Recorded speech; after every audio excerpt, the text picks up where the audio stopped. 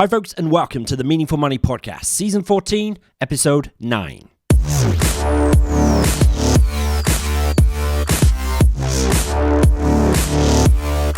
This is the podcast dedicated to helping you put your finances in order. My name is Pete Matthew, and I'm going to share with you everything you need to know and everything you need to do to secure your financial future. I'm here to help you make sense of money.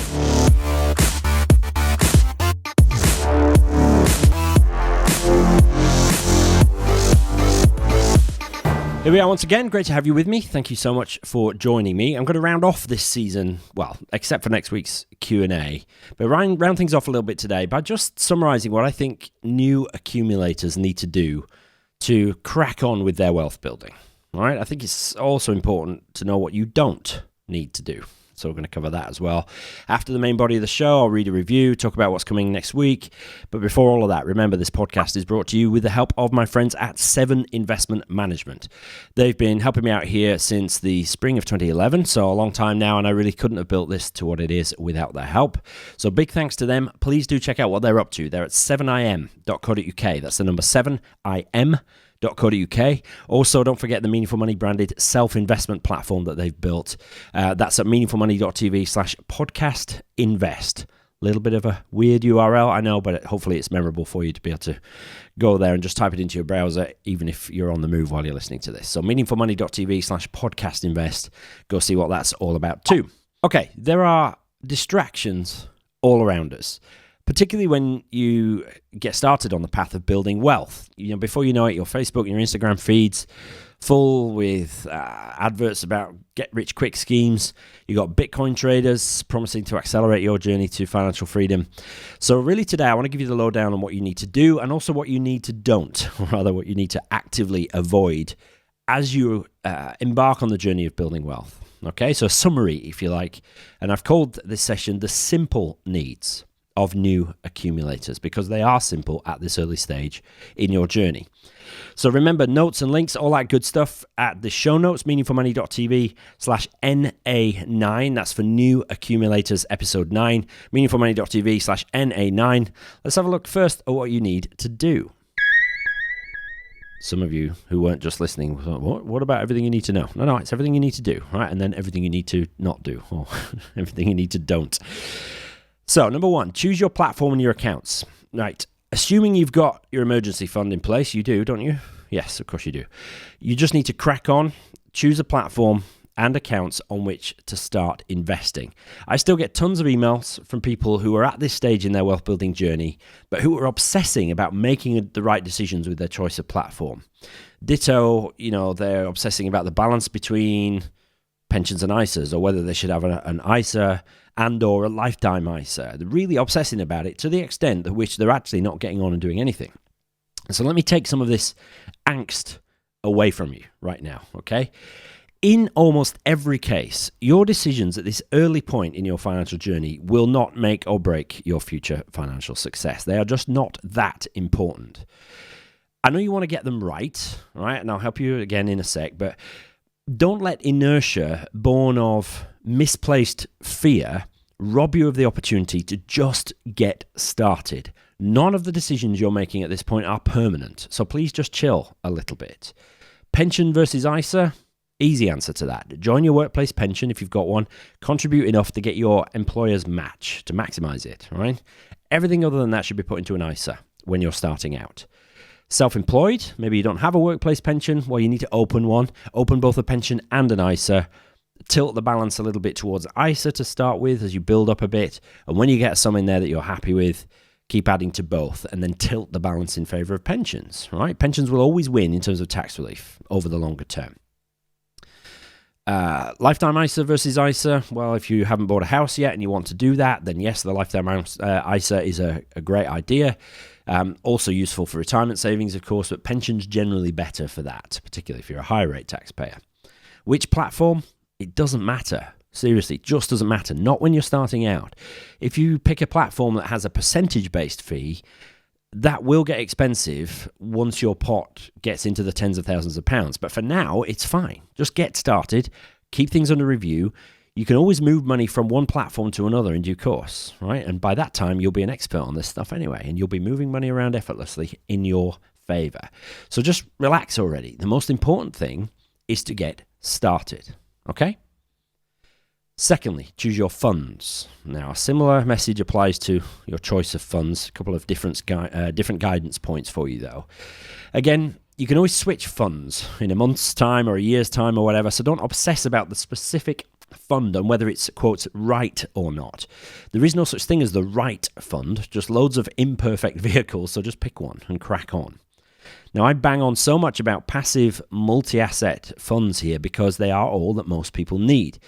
If, as your interest in this stuff develops, then you might want to get more involved, build your own portfolio. That's fine. But if you spend like a year trying to craft the best portfolio before you even invest a dime, then you've missed out on a year's worth of potential growth, certainly a year's worth of returns one way or the other, and a year's worth of actual experience. Far better, in my view, to get the money to work as soon as possible and tweak as you go on as much as you need to. Come back to that in a minute as well. Now, I did a whole episode on how to choose a multi-asset fund, so listen back to that. There's a downloadable guide there to help you with the filtering process in choosing those kinds of funds. Again, link in the show notes, meaningfulmoney.tv/NA9. If you do want to get a bit more tricky with it, I have a course. Many of you will know that. That's at learnhowtoinvest.co.uk. Don't forget there's a coupon code for that, podcast25, and you'll get a bit of money off. Also remember that when the Building Wealth phase of the Meaningful Academy goes live, that'll be later in the year, you'll get grandfathered into that if you're a Learn How to Invest student as well. Okay, so that'll actually be really good value. Passive multi-asset funds spread your money around really well. They keep the costs really low. You can definitely save money, I think, if you go for some pure tracker funds and essentially build your own multi-asset portfolio. But you can always get to that later as your interest and as your knowledge develops. If you're starting out, though, just an off-the-shelf passive multi-asset fund that will really do the job for you. And it'll do the job just as well, even if you're not just starting out and even if you're a long way down the line, all right? Finally, if you really don't want to think about the investing part at all, if the whole idea of sort of delving into fund choices and asset allocation, all that stuff, if that all just leaves you cold, meaningfulmoney.tv/podcast invest for a done-for-you solution. You choose your risk profile. You can have different pots with different risk profile amounts in, and the portfolio will be built for you, right? There's no pension available there, at least not yet, just an ISA and a GIA. But there's plenty of options. Just don't obsess about funds. You can tweak as you go on if you need to. Third thing you need to do is to just set it and forget it, brackets, for a year, right? Once it's done, once you've chosen your platform, you've opened your accounts, you've chosen your funds, and you've got money going in, just leave it, right? Back in episode 3 of this season, I talked about maybe having a 3-month initial review, once things are up and running. You can definitely do that, but I also said in that episode that actually you're unlikely to change much at that review anyway, certainly not anything major. You might dial your savings rate up or down, preferably up now that you're into the groove a bit. Probably it's better to have an annual review and forget all about it between the point of you setting your investments up and then the 1-year anniversary. Maybe check in after a couple of months to make sure the money is being invested, not just sitting in cash. I've seen that happen. You think you've set things up right and you're putting in your 150 quid a month or whatever, and it turns out it's just sitting in a cash fund because you didn't complete the instruction to invest properly or whatever. So that's worth checking in just to make sure everything is tickety-boo, but just check in. Don't meddle with it. More on that in a minute. Use the time wisely in this first year. Keep learning. Watch for market movements. Listen to the financial news. Watch for market movements, especially declines, because they are potentially opportunities to invest more money, of course, right? So really, the actual things you need to do as a new accumulator are dead simple, all right? Some of you were listening to this thinking, oh, okay, I thought there might be more to it than that, but that's exactly the point. The title of this session is The Simple Needs of New Accumulators. Pick your platform and your accounts, pick your funds, and get on with it. All right? Just let it run for a year and don't even think about it too much. Make sure everything's working fine, but then other than that, don't worry about it. There just isn't any need to. So that's all really you need to do. There's no need to overcomplicate. If you do, I think it just leads to stress. It leads to inertia, more stress. So, I reminded you what you need to do now. So let's look at some things not to do. Okay. First thing to do, don't meddle. on my script here. It says everything you need to don't, which makes no grammatical sense at all. But don't meddle. All right. Now, this is true for all investors, not just new accumulators. It can be really tempting to fiddle with your investments, tweaking them here and there, trying to add value. Let me be crystal clear here. In almost every case, the best thing to do with your investment portfolio is nothing. Let me say it again. In almost every case, the best thing to do with your investment portfolio is nothing. Now, why is that the case? A couple of things. Costs. Sometimes dealing or switching can incur you some fees, depends on the platform you're on. So you could just be throwing money away by fiddling unnecessarily. Tax could be an issue, not likely if you're investing in a pension or an ISA, but outside of those accounts, some portfolio tweaks might incur you some tax of some kind, so you need to be careful there. Probably the biggest issue, though, is timing. You are just as likely to harm your investments by meddling as you are to benefit them, right? You can't time things perfectly anyway, so why even try? Most people try to head off losses by shifting some of or all of their money into cash. You know, they think, the market's declining, I'm going to move some money into cash. But when they do that, inevitably they miss the uptick when markets start to recover. You know, and timing really is a fool's errand. It makes no sense. Now, we know by now that in investment markets, to quote the legend that is Mr. Nick Murray, the declines are temporary, but the advance is permanent. In investment markets, declines are temporary, but the advance is permanent. By tweaking your investments too much, what you're doing is you're betting that what you're doing will somehow enhance your returns. In practice, however, your meddling will likely have zero impact and could very well have negative impact on your returns. So once you've set up your investments, just leave them alone for the most part. If you spread your money around a little bit, kept your costs to a minimum, you'll be good to go.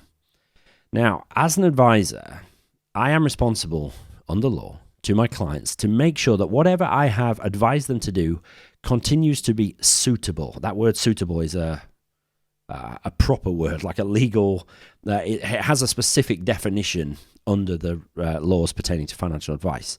So I have to, whenever I'm reviewing a client, I'm not really reviewing investment performance. That is part of it. That's not really what I'm doing. I'm there really to make sure that what I have recommended in the past continues to be suitable. To my mind, there are really only two reasons why I, or you, might need to change anything with your investments once it's set up right. The first of those is legislation. Right? Now, sometimes something happens with personal finance rules, which might mean that things need to be reconsidered. So there's two examples I can think of in the relatively recent past. One was the advent of something called the transferable nil rate band. Prior to that, if spouses left everything to each other, one of their nil rate bands for inheritance tax was lost, essentially. So a lot of people set up will trusts in their wills to make the use of that. But with the advent of the transferable nil rate band between spouses, that essentially became redundant. So lots of people then went and rewrote their wills, certainly revisited things, okay? More recent example is the pensions freedoms of 2015. I mean, I spent probably 18 months, every single client review saying, right, do these changes to the pensions rules affect you and what I've recommended to you in the past, right? So legislation can be a factor that means things need to be revisited. That sort of stuff doesn't happen very often, though. Now, by far, the biggest reason why you would change something that you have put in place already is your own circumstances changing. Life happens, so sometimes that means you have to revisit things. So maybe you thought you had at least a 10-year timescale to invest over, but something happens to shorten that significantly. Well, that might mean a rethink of your investment strategy. You know from past episodes of this podcast, risk and timescale are intrinsically linked or should be. So you might need to rethink your investment strategy if suddenly your timescale is curtailed. But that's life, not investment markets or the economy that has triggered that rethink. Do you understand? So legislation maybe, but your circumstances are really the reasons why you might need to review things. So my regular reviews with clients are primarily about them, not their money. It's about what's going on with their lives, their family, their health. Is there anything going on that might mean they need to access their money earlier or in a different way than anticipated? It's my job, obviously, to know the bigger legislative stuff that might affect them, but it's also my job to tease out from them the info about their life that might mean a change to their financial plans. So for you listening to this, remember, these two reasons are primarily the only ones that would trigger a change to your investment strategy or your pension versus ISA mix or anything like that. Legislation and a change in circumstances. If neither of those has changed, then your portfolio probably shouldn't change either. All right, remember that when you're tempted to meddle. Second thing you need to not do, second thing you need to don't check your investments too often. It can be really tempting to tweak your investments when you're checking them every damn day. All right, hopefully you can see how daft it is to check your investments every day. I know that when you're a new accumulator, it's interesting, it's exciting to see how things are moving in and out around the news stories of the day and see how markets react and watch your money rise over time, because it will. But particularly if markets happen to be struggling at the time when you're checking, it can be really easy to watch multi-day or even multi-week or even multi-month declines and then be tempted as a result to make changes, or even worse, to bail out completely. Right? Remember the reasons for changing things: legislation and your circumstances, not markets. Right? Markets will do their thing outside of you. They will just do their thing. Do yourself a favor and set yourself a timescale for checking on your investments.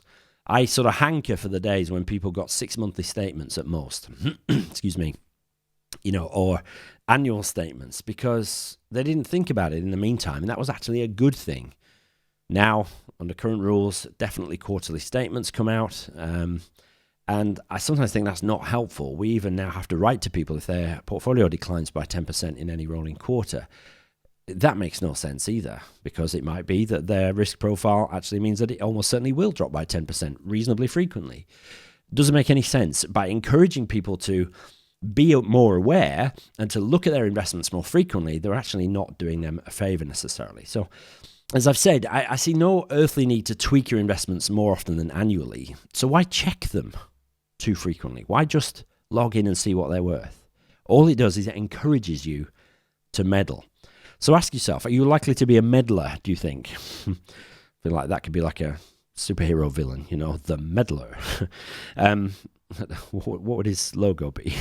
A little sort of twitching hand, maybe. Anyway, this is a bizarre sideline.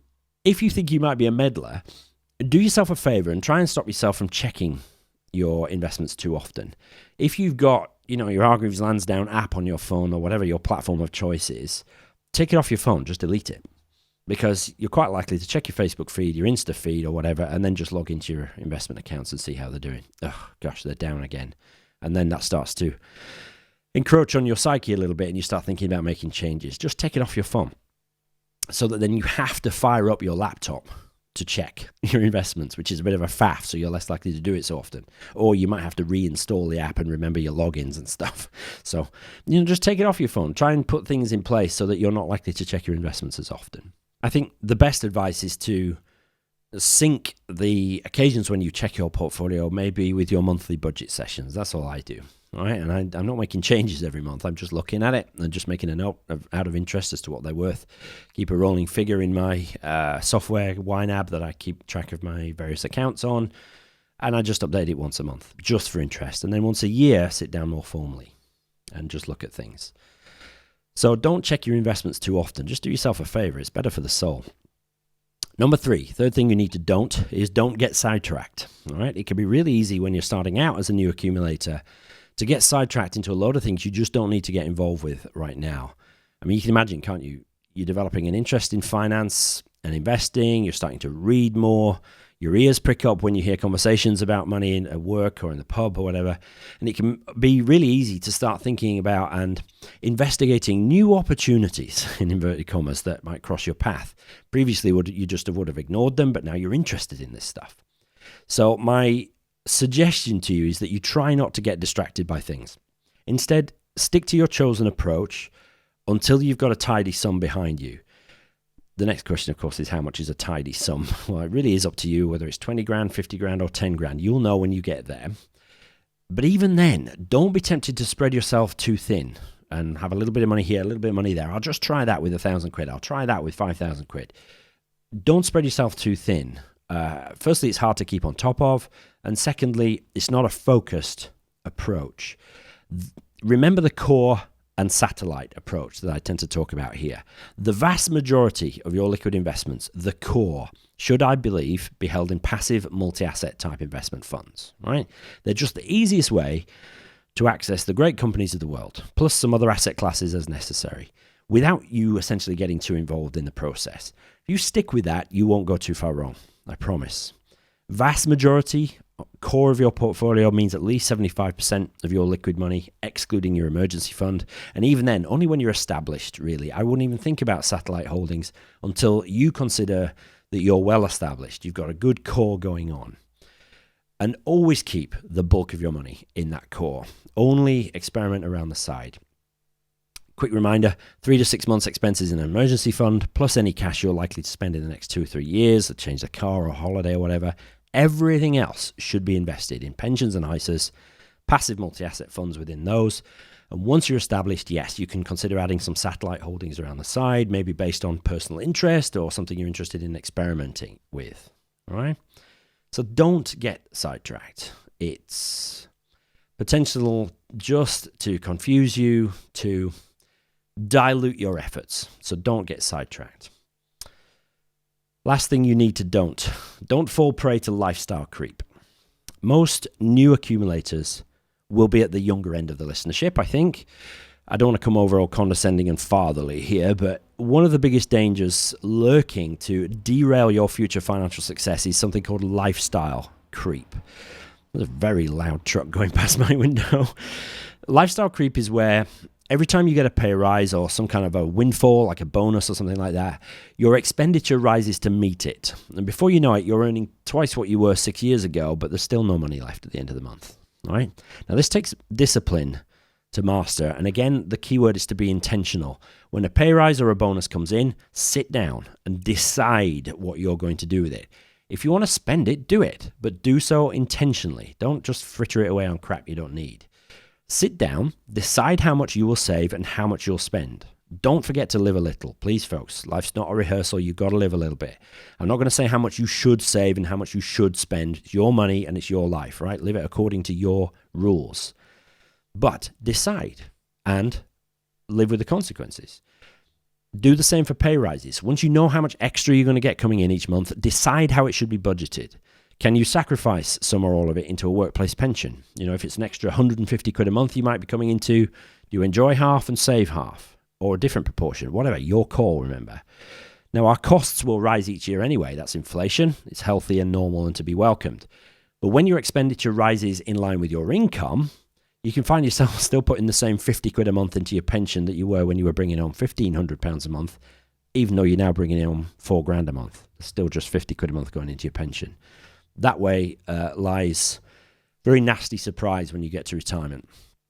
So be on guard against lifestyle creep. Don't let it rob you of future security. Okay? So 4 things not to do. Don't meddle. Set things up and forget them for at least a year. Just check things are on track once you first start, but then just let it run. Don't check your investments. All right? Don't worry about ups and downs of stock markets. Don't check them because that will potentially prompt you to meddle. Don't get sidetracked with stuff you don't need. Remember core and satellite as you're starting out as new accumulators. Really, the core is all you need to worry about. Just crack on and do well with that. And then don't fall prey to lifestyle creep. It really is insidious. I've fallen prey to it myself.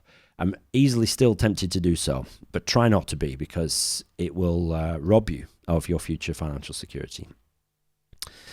So, folks, we're pretty much done with another season. Loads of you have emailed in again and asked questions, and we'll get to a kind of a summary of those questions, the main ones that have come out in next week's season-ending Q&A. So I'm delighted again that this season has hit a nerve. Loads of kind words about it online, on Instagram, meaningfulmoney.tv on Instagram. And, you know, just comments from you in Facebook group and everything. So I'm really grateful to you for all the encouragement. I'm really glad it's been positive. So in next week's show, I'll announce what season 15 will be all about. But as usual, there'll be a few weeks of in-between episodes first. I'm having some holiday. I've got some cracking interviews lined up for you for the weeks in between the 2 seasons. So a review from Hemo9 this week. Thank you, Hemo9. Your review is headlined, "The best place for easy to understand and execute financial advice." Cool. Pete's style is great, and he covers all the questions that you might have about your personal financial planning. Highly recommend this for anyone who's serious about securing their financial present and future. Nicely and succinctly put, Hemo9. Appreciate that. If you want to leave me a review, just like Hemo9 has done, meaningfulmoney.tv/iTunes if you are of an Apple persuasion. But wherever you can leave a review for this podcast, please do so. Really helps me out. Okay, like I say, next week is the Q&A. That session is already written, so it's too late to send in questions for that. But don't forget the Facebook group, right? There's over 1,600 people in there asking and answering questions just like the ones that's in your head right now. So go to meaningfulmoney.tv/community and ask to join the Facebook group, okay? We'll let you in. We'll just ask you a couple of questions. We'll let you in and just ask the questions you need. There's some fantastic people in there, lots of them actually, with some really imaginative and clever, smart, thoughtful and compassionate answers to questions. It's a totally non-judgmental community, and I'm delighted with the way that's all turned out. So meaningfulmoney.tv/community for the Facebook group. And that's it, folks. So let me cue up the music. I hope you enjoyed this session. Just a summary of the simple needs of new accumulators. Money is fundamentally a very simple subject. It's the industry and ourselves very often that try to overcomplicate it. So I hope some of the simplicity has come across today. Remember, any questions or comments at the show notes, meaningfulmoney.tv/NA9. Hope you enjoyed it, folks. Thanks for listening. I'll talk to you next week.